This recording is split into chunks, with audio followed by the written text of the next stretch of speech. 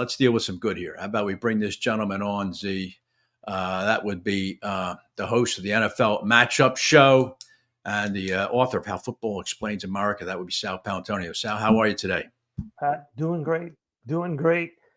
We're getting down to it now. Halfway, we're at a halfway turn. Yep. I certainly, we are getting down to some nitty gritty. As you predicted, of course, Sal, the Eagles were going to run the table. You said on that 4-0 stretch, so that you certainly intoned it. You thought they had to do it. Well, they're 3-0 so far, and they looked pretty good last week. Your opinion? Well, Pat, we looked at it and we said, okay, if they can go 4-0, that's something. 3-1 would be great. Now they got to close the deal on Jacksonville. Jacksonville is desperate, but they don't have really much talent. They don't really have much ability on defense. They're in the negative point differential because their defense is just giving up too many big plays.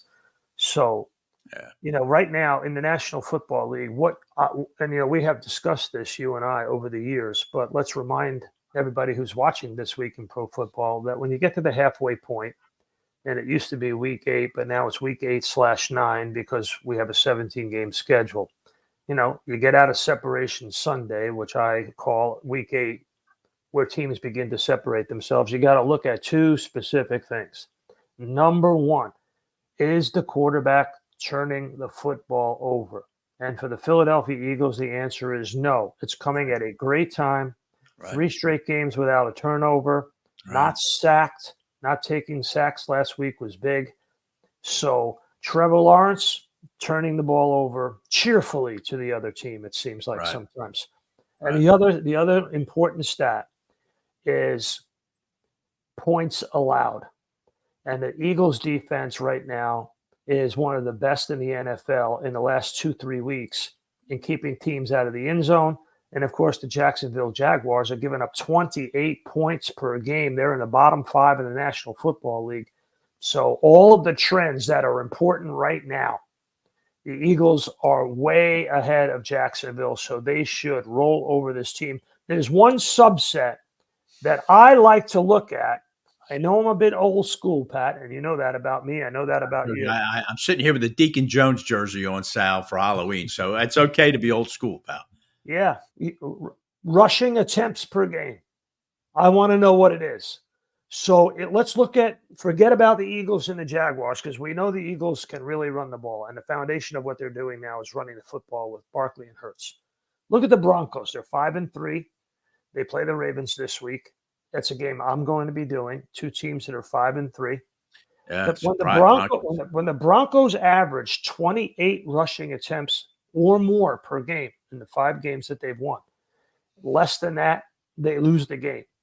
When you have a young quarterback like Bo Nix or Trevor Lawrence, you absolutely have to have north of 25 rushing attempts per game. Even if it's not going anywhere, it will sustain your offense.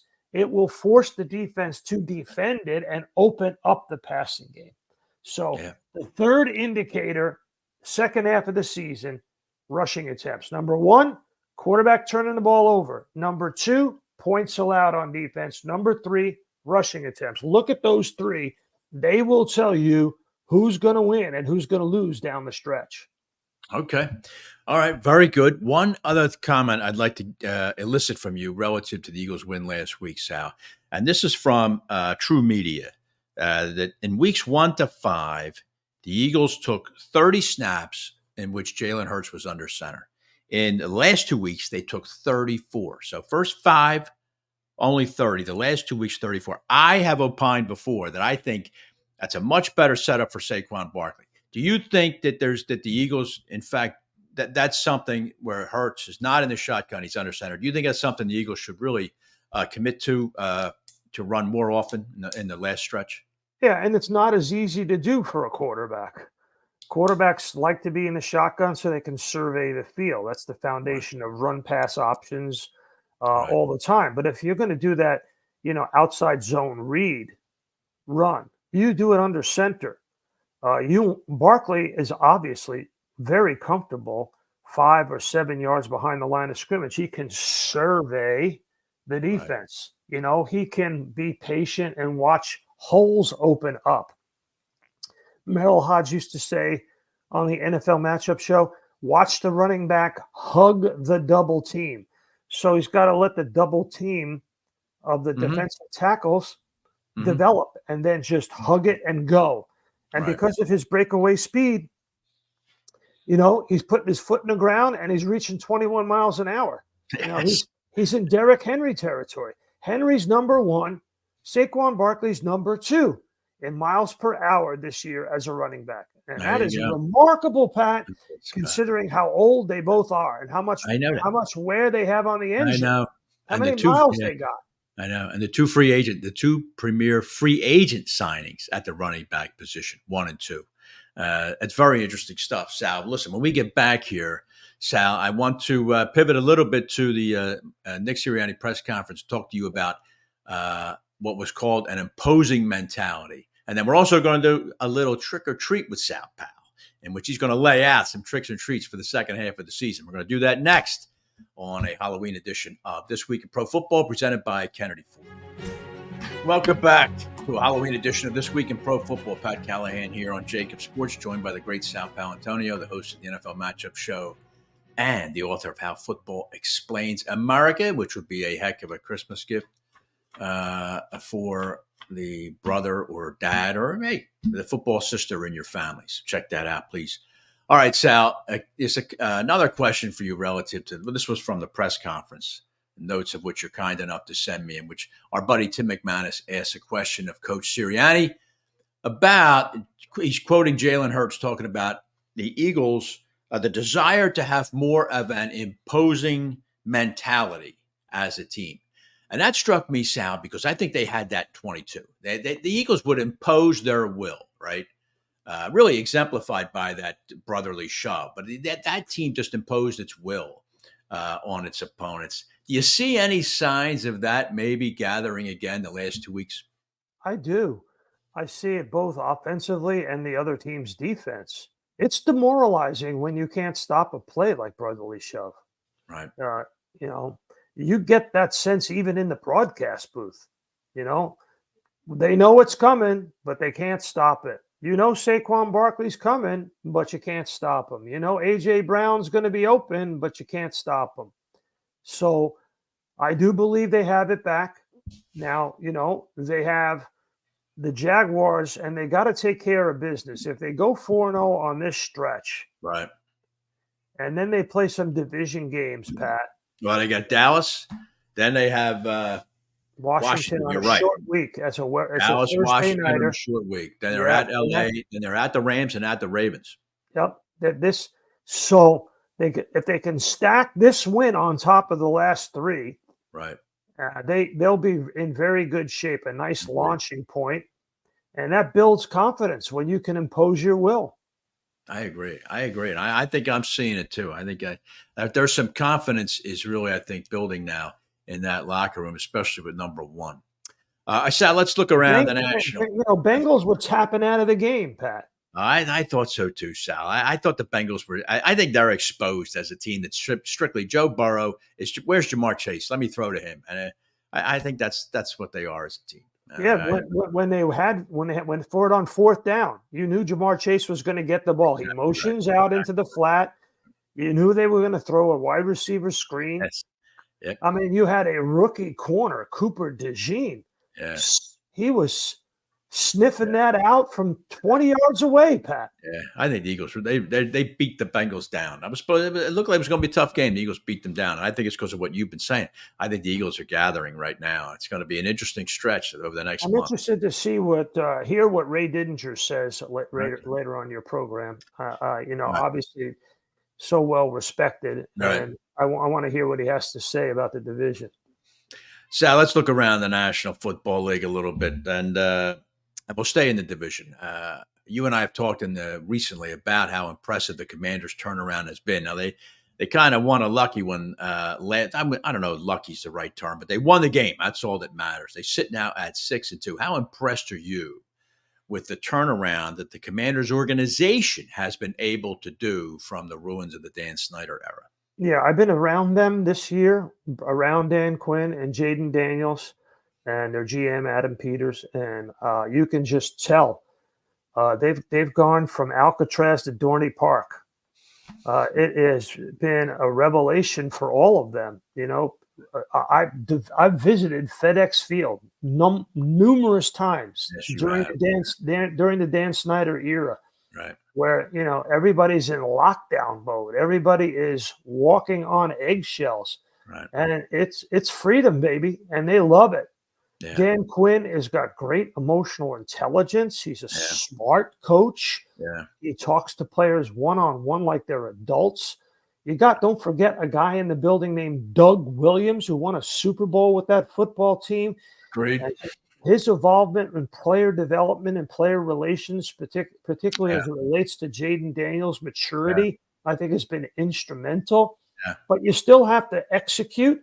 And I would never call any NFL play truly lucky.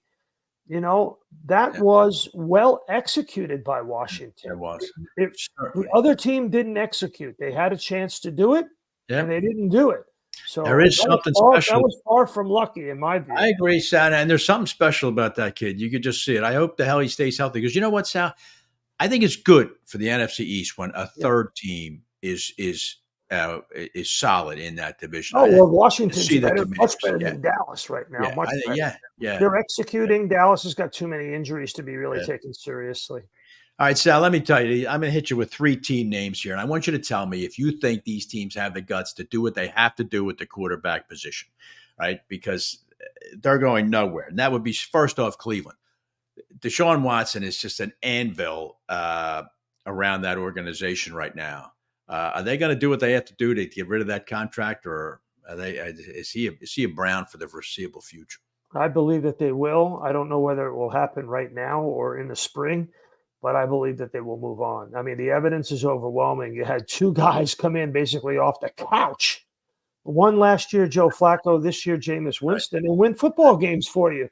Right. How do you put that Deshaun Watson back out on the team and have the moral authority to lead in your own locker room? I agree. Fair enough. I agree. Yeah, I mentioned earlier in the show, Sal, Daniel Jones, a prolific 1-16 in primetime games. The Giants just look like if you watch any of that Monday night game, that 2-point conversion, which I'll never understand why when you're down 14 on the road, you score a touchdown, you got to go for 2. I think it's the stupidest thing ever. And but the 2-point play was an absolute joke. And then when the turnover after the Giants turn the ball over, they get it back and they give it right back to the Steelers. But my question to you is, Daniel Jones, what the hell do you see the Giants doing with Daniel Jones? Well, Daniel Jones is a complex case. First of all, he's super tough. He hangs in there. Players in his locker room love him. If you ever met Daniel Jones, and I have, and I've interviewed him one-on-one many times, you come away liking what he says and how he does his business, how he takes care of business. No one will say a bad word about Daniel Jones. He's been snake bit. He's had injuries. He loses his left tackle this year. That's been a problem. Right. He's had so many different head coaches and offensive coordinators. They went after a quarterback in the draft and couldn't get one. What does that say to you when you're in your own locker room? Yeah. So he's been put in a tough position, but he hasn't performed well. I believe change of venue, just like Sam Darnold, change of venue. Now, Sam came out of USC. Sam had real talent. Yeah. Division I quarterback talent. Right. Daniel Jones did not come out of that level of competition in college. Right. A little bit different, but I think he will benefit from a change of scenery. All right.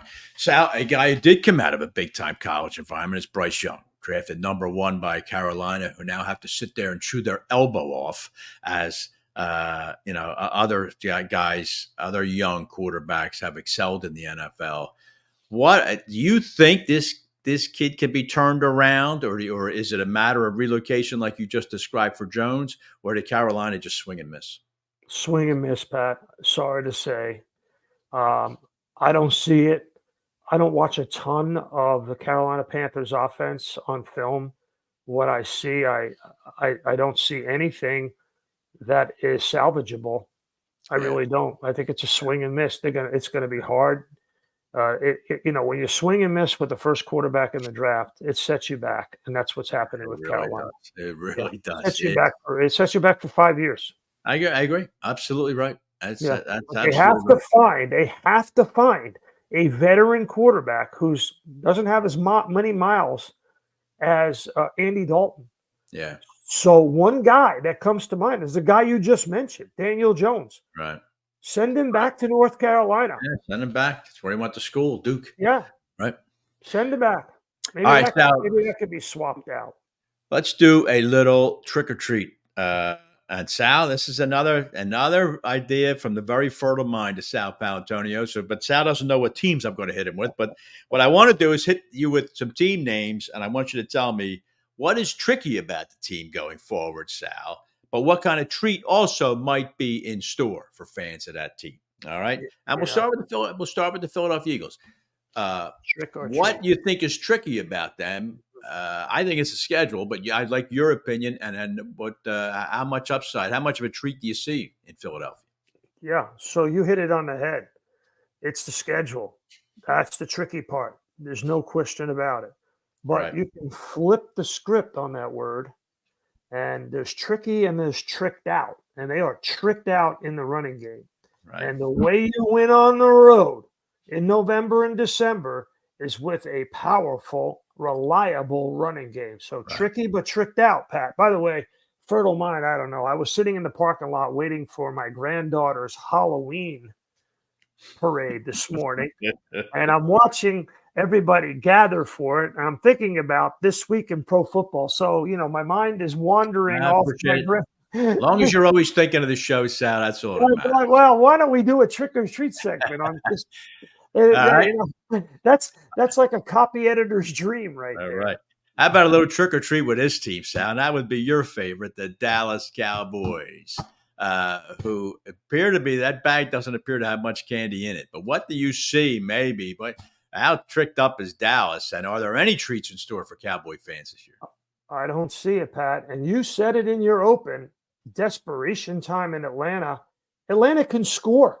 Yeah, Atlanta can throw the ball, especially in that dome. Kirk Cousins had a shootout with Baker Mayfield in that dome where he had 500 yards passing because he's got Bijan Robinson, and Baker was able to throw it because he's got a couple of young backs and two good wide receivers. And I just don't see Dallas being able to keep up with Atlanta. It's definitely no treats for the Cowboys. I agree with that. Not That game this, Sunday night. week. Not this week. No. That game Sunday night was a total misnomer in terms of the final score. So the 49ers made two egregious mistakes. Other than that, the Cowboys were boat racing that second half. They got some serious issues there, Sal. All right, I got two teams left for you. Now, this one, you're going to be there Sunday, and that's the Ravens, right? Sitting there at 5-3. That's a bad loss in Cleveland. Here's another thing. You mentioned it a few minutes ago. They play Denver this Sunday. You know, the Broncos have given up 89 fewer points in 8 games than the Ravens have, which is really stunning if you think about it. The Ravens always known as a tough, nasty defense. What kind of tricks are going on in Baltimore, and are they going to be able to treat their fans later on? Yeah, Pat, the big thing is Lamar Jackson. Is he healthy? Number one. Yeah. Didn't practice yesterday. Did not practice today. They're listing him with a knee injury. That's not good. No. So, that'll be the number one thing that I'll be watching on Sunday. Now, you look at the Broncos defense, they blitz the quarterback more than any other team in the AFC. Van Joseph has got that team blitzing the quarterback. They can play in their secondary one-on-one, man-to-man, so he can afford to get after the quarterback, giving up 15 points a game, third best in the league. Yeah. And according to ESPN's metrics across the board, the Broncos defense is number one on defense and number one on special teams. You know what that's the impact of Sean Payton. Yeah. Yeah. That's what that is. Yeah. I mentioned that metaphor before, but the Broncos went from Dorney Park to Paris Island under Sean Payton. He's got his imprimatur now on that team. You're certainly right about that. And you have special teams and defense number one in all metrics. All right, last one. The San Francisco 49ers. They win the game against Dallas. I don't think that's a very high bar, but they sit at 4-4. Very disappointing start. Now, they might get some serious talent back in the lineup soon. You see a lot of tricks in the bag for San Francisco going forward.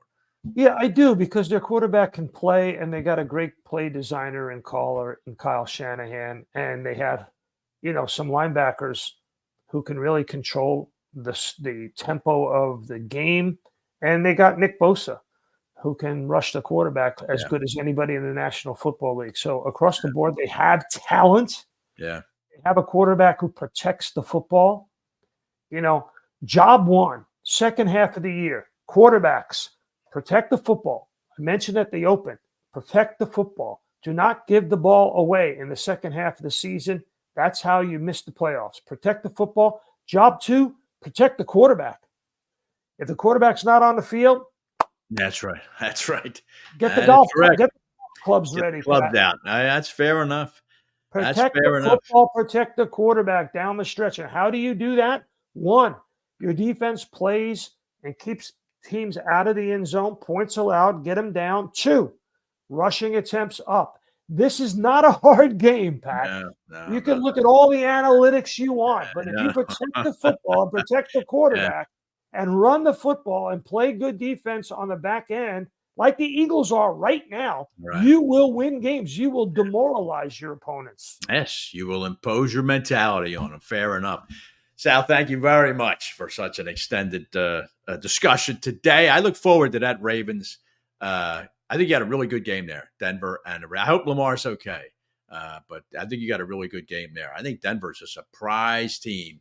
Denver and Washington, probably the two big surprise teams so far this year. Without a question. Without question. And both of them have veteran head coaches and young quarterbacks. Yeah. Look forward to your call of that game, and look forward to the matchup show this weekend. We could catch it on the mothership, and we look forward to that. And we'll talk to you again next week, pal. Thanks very much. Thanks, Pat. All right. Great. Sal Paolantonio joining me there. Nice of him to hang out. Okay. When we get back, it's always nice to hang out with this guy. That would be Sean Green from the Sports Gambling Podcast. We'll do that. We'll talk, pick some props and pick a few games. We'll do all that next here as we continue a Halloween edition of This Week in Pro Football presented by Park Bank.